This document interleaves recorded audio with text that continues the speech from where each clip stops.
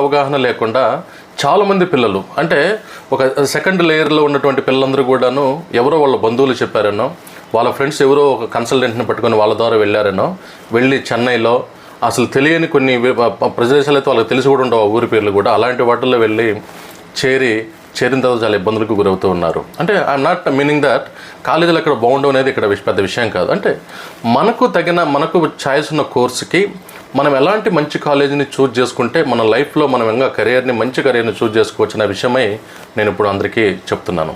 దయచేసి ఇతర రాష్ట్రాలకు వెళ్ళే విద్యార్థులు కంపల్సరీగా ఏదో ఒక కన్సల్టెంట్ చెప్పారనో, లేదా యూట్యూబ్లో వీడియోలు చూసామనో, లేకపోతే ఏదో కాలేజ్ పిక్చర్ చూపించారనో అక్కడికి వెళ్ళిపోయి ఇబ్బందులు పడవద్దు.